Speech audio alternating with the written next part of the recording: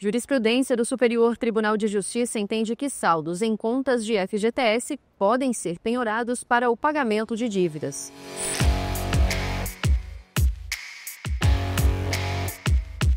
O Fundo de Garantia do Tempo de Serviço, o famoso FGTS, é muito conhecido pelos trabalhadores.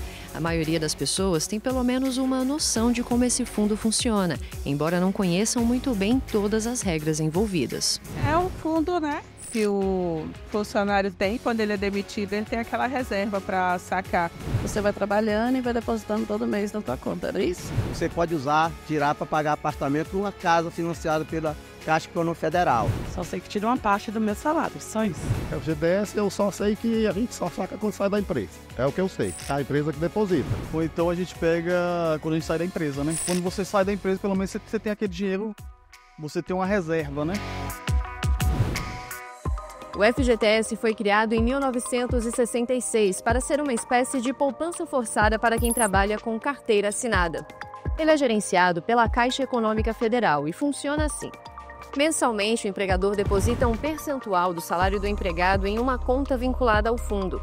O objetivo é oferecer uma proteção financeira aos trabalhadores em caso de demissões sem justa causa e também garantir a retirada desse dinheiro em situações específicas. Cíntia Teixeira, diretora executiva de fundos de governo da Caixa Econômica Federal, explica as principais regras para a retirada desse benefício. Há hipóteses de saque variadas que vão desde saque-doença, saque por rescisão contratual, moradia própria, aposentadoria, 3 anos fora do vínculo empregatício, entre outros. Cada hipótese de saque, ela está prevista na lei do FGTS. Essas regras elas fazem parte de um conjunto que possibilita o equilíbrio dos recursos disponíveis no fundo.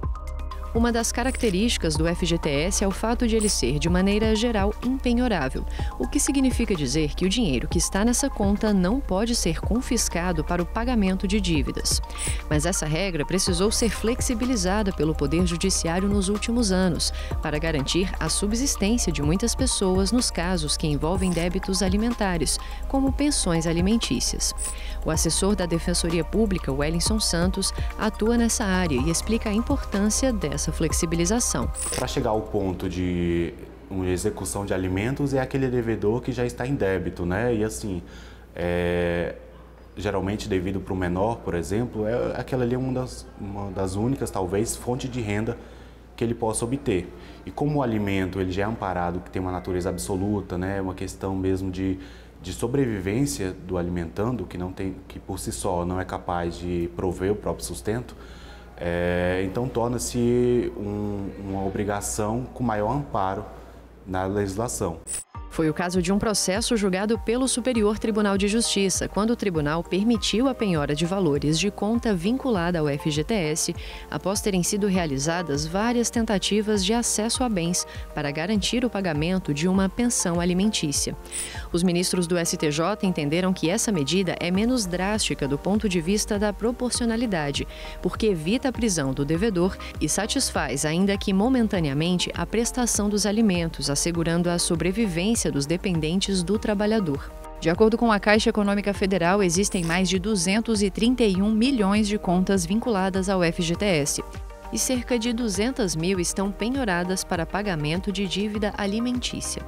Outras 36,4 milhões de contas estão bloqueadas por diversos motivos, porque essa possibilidade de penhora também tem se estendido para o pagamento de dívidas de outras naturezas. Os casos ainda são poucos e têm sido analisados com muita cautela, mas o Judiciário tem observado também a necessidade de garantir um equilíbrio entre devedores e empresas que têm valores a receber, como explica a advogada Renata Belmonte. O juiz, ainda quando termina todo o ciclo da execução, ele vai analisar o caso concreto, para ver se há razoabilidade, porque de fato é muito importante e é sempre muito importante observar que o devedor e a sua família precisam ter meios de subsistência, então isso não vai ser colocado em risco. Claro que a gente tem que proteger o devedor e a sua família, mas também a gente não pode prestigiar o devedor, né? Então a gente tem que analisar o lado do credor. Muitas vezes o credor também depende daquele dinheiro para o sustento dele e da família dele.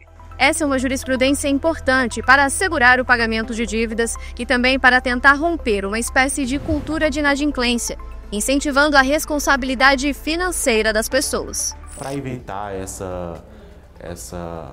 esse hábito rotineiro de débito, né, de ser um devedor, acaba sendo um escape, uma saída a alcançar esse bem, esse valor que está ali retido, né, e que o credor acharia que talvez, em razão dessa natureza impenhorável, não poderia ser alcançado para pagar essa dívida que ele está em débito.